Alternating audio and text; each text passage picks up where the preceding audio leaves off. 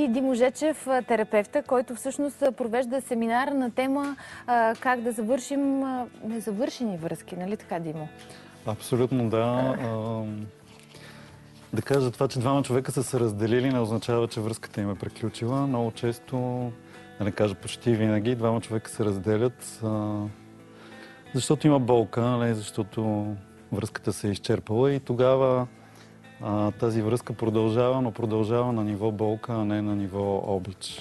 И аз много обичам една метафора и тя е с чиниите.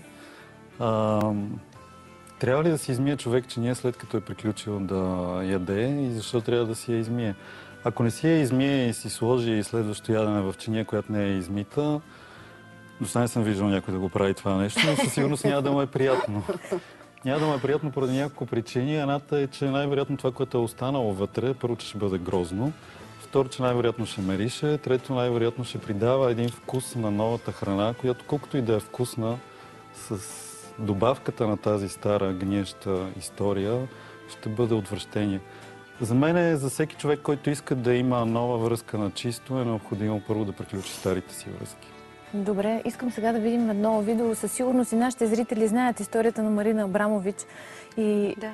Елен също е запозната. Запозната съм много добре с нейната история. Да, изключително силна любов, която продължава дълги години. Те се разделят. И след 22 години се виждат отново. И след 22 години се виждат отново и тук всъщност е тяхната среща. Сега ще ги видим. Това е един перформанс, който тя прави в Ню Йорк. Да. Ти можеш да продължиш дори историята. Да. Много е силно видеото, да. Ето и Марина. Всъщност това са много хора, които минават през нея и те трябва да се гледат в очите. След малко ще видите, как да кажем, бившият любим или въобще любимият на Марина, който тя не е виждала действително 22 години. И сега за първи път, след 22 години, те се виждат тук на този перформанс и се гледат в очите, но те не могат да си кажат и една дума, защото това е целта на това, което се случва в тази зала. И това, че не могат да си кажат и една дума, аз не съм го гледал това нещо, но имам идея какво ще се случи. Това, че не могат да си кажат една дума, е предпоставка да позволят на емоциите да съществуват. Ние много често, за да не си позволяваме да усещаме, да преживяваме, да показваме емоциите си, говорим. Ето всъщност ето го вижда сега за първи път. Да. И това също е много показателен момент за това какво се случва между двамата. Ето виждате, независимо, че те, колко казахте, 20 години не са се виждали. 22, мисля, да. Вижте колко много емоции текат между тях само от първия миг, в който се виждат. И това нещо всичко седи вътре. Има сълзи, което означава, че има болка, има докосване на дълбоко. Те реално си говорят. Дори и без думи.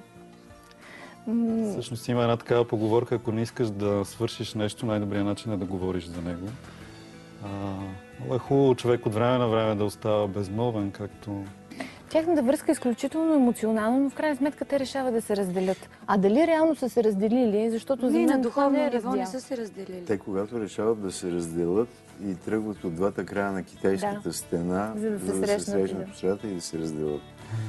Това е последният им общ перформанс. А тази среща е 20 години по-късно. Те са художници, авангардисти. Всъщност, все пак не трябва да забравяме, че това са артисти, а не полицаи.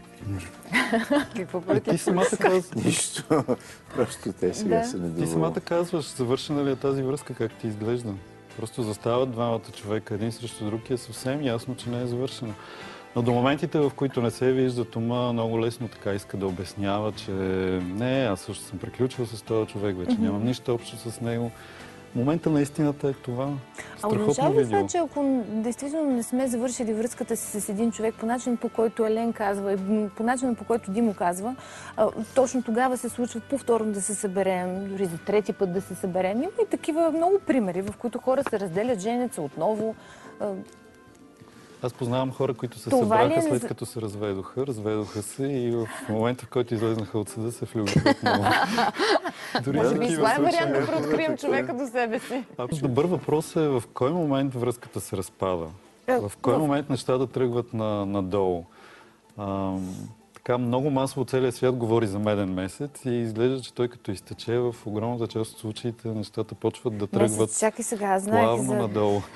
За по-дълъг период от време. Тя не е никак лесна.